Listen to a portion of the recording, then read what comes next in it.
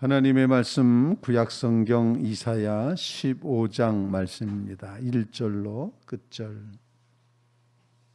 모압에 대한 관한 경고라. 하룻밤에 모압 알이 망하여 황폐할 것이며 하룻밤에 모압 기르가 망하여 황폐할 것이라. 그들은 바잇과 디본 산당에 올라가서 울며 모압은 느보와 메드바를 위하여 통곡하는도다. 그들이 각각 머리카락을 밀고 각각 수염을 깎았으며 거리에서는 굵은 배로 몸을 동였으며 지붕과 넓은 곳에서는 각기 애통하여 심히 울며 에스본과 엘르 알레는 부르짖으며 그들의 소리는 야하스까지 들리니 그러므로 모압의 군사들이 크게 부르짖으며 그들의 혼이 속에서 떠는도다.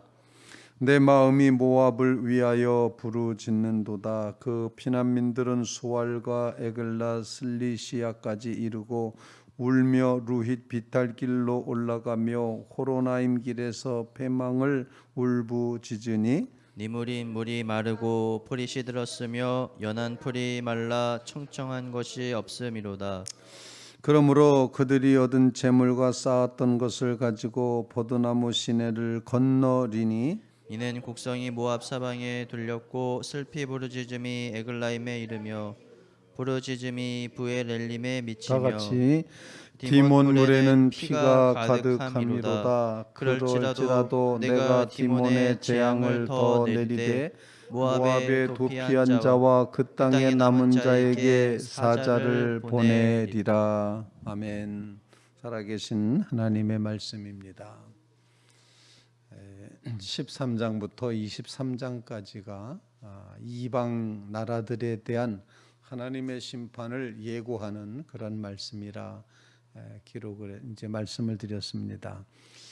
바벨론, 아수르, 블레셋 이렇게 앞장에서 이방 나라들에 대해서 심판을 예고했던 이사야는 하나님의 음성을 듣고 오늘 본문 말씀 15장과 6장 4절까지 6장 앞부분까지는 모압이라고 하는 나라에 대해서 하나님의 심판을 예고를 하고 있음을 보여줍니다. 모압이라고 하면은 우리는 몇 가지 사건을 떠올리게 되는데 그 중에 하나는 사사 시대 때 모압 왕 에스글론이 이제 이스라엘 백성을 아주 심하게 괴롭혔던 그런 일이 있었음을 이제 볼 수가 있고, 또 그보다 앞서서는 이제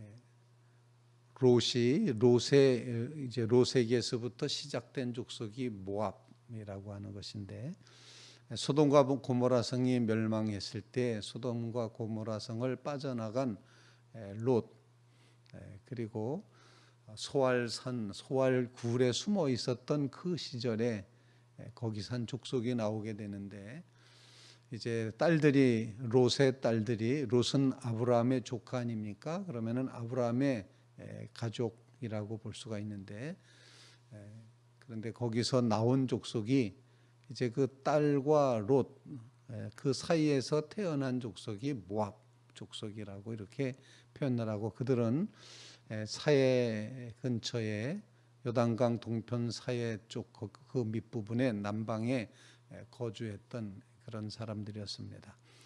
이렇게 멸망한다, 눈물을 흘리게 된다, 정말 혼이 빠질 정도로, 혼나갈 정도로 하나님이 멸망시키신다, 이렇게 말씀을 예언을 했는데, 이 말씀이 정말 철저하게 실현된 것은 로마 제국이 이 지역을 점령할 당시 주전 100여 년경에 완전히 모압은 멸망을 당하는 이제 그런 모습을 보여줍니다.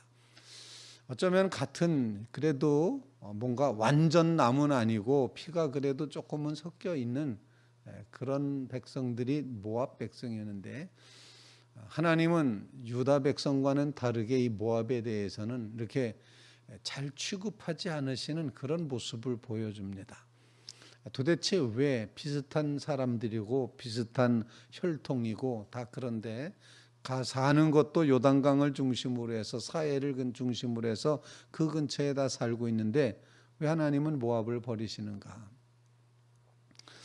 또 성경 말씀에 보면은 이제 룻이라고 하는 여인이 바로 모압 여인 아니겠습니까? 이렇게 보면은 굉장히 연관이 많은 그런 족속인데 오늘 본문 말씀에 보면은 그냥 하룻밤 사이에 순식간에 하나님의 심판이 임해서 완전히 이제 멸망당한다 이렇게 표현을 하고 있습니다. 황폐하게 된다 표현합니다.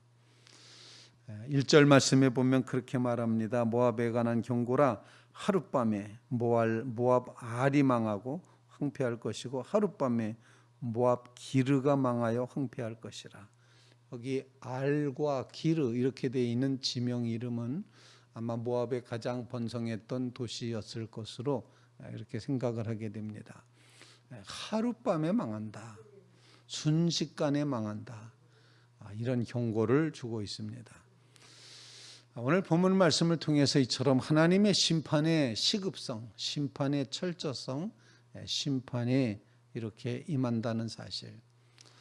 더 놀라운 것은 이렇게 심판을 하시는데 하룻밤에 망하게 황폐하게 만드시는데 황폐하게 만드시는 데서 끝나지 않고 마지막 9절 말씀에 보면은 더 심각하게 이렇게 말씀하고 있습니다.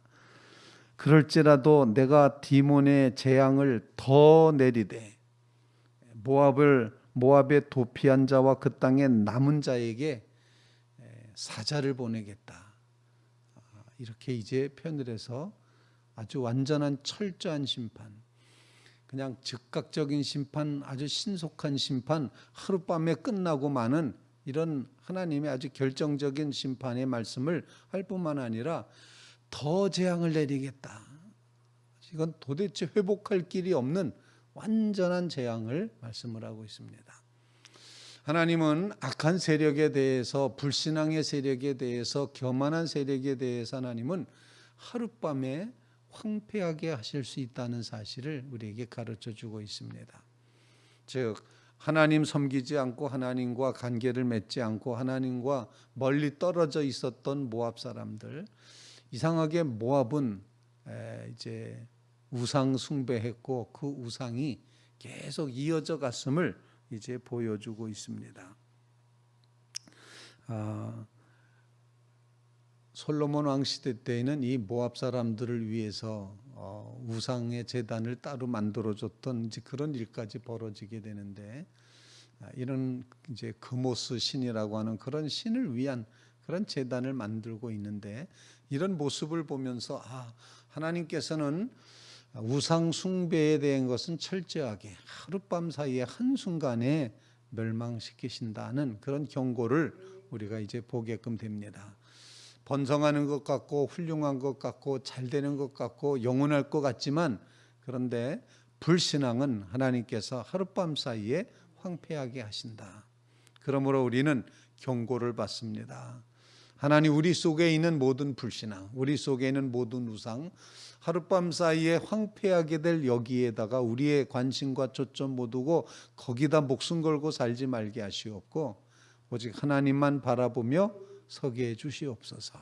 그런 간구를 주님 앞에 올릴 수 있기를 간절히 바랍니다. 두 번째로 오늘 본문 말씀을 읽으면서 우리가 잘 알 수 없는 지명 이름이 16번이나 나옵니다. 너무 많이 나와서 이 지명 이름, 이거를 아마 고고학자들이 파고 들어가면은 책을 몇 권을 써내도 써낼 수 있을 만큼 이렇게 많은 지명이 나오고 있습니다.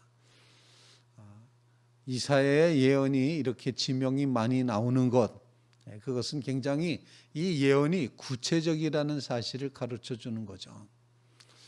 요즘식으로 표현하면 이제 그런 겁니다. 하나님의 심판이 부가연동에 임한다, 능한 꼴에 임한다, 애옥에 임한다 이러면서 우리는 이제 버드나무 강을 건너게 될 것이다, 샛강을 건너게 될 것이다, 불광천을 건너게 될 거다, 홍제천을 건너 이런 식으로다가 아주 구체적으로다가 하나님의 심판을 예언하는 그런 우리는 그냥 별로 흥미가 없습니다. 나라를 지명을 모르기 때문에 그냥 거기가 거긴가 보다, 무슨 얘기를 해도 한번 읽고 지나가면은 다시 기억나지 않는 그런 이름들이지만 이 예언을 들었을 법한 사람들에게 모압 사람들에게 있어서 이 예언이 들려졌다면 저들은 아마 말씀을 듣는 순간 계속해서 소름이 돋고 전율이 되고 전율이 착착 일어나고 그러면서 막 머리가 쭈삣쭈삣 섰을 것이다, 이런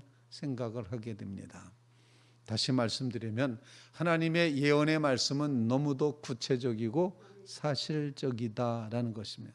그냥 공중에 뜬 어떤 환상을 얘기하는 것이 아니다라는 걸 우리에게 가르쳐 줍니다. 하나님의 말씀은 여러분의 삶에 이렇게 구체적으로 임하게 된다는 것을 일깨워주고 있습니다.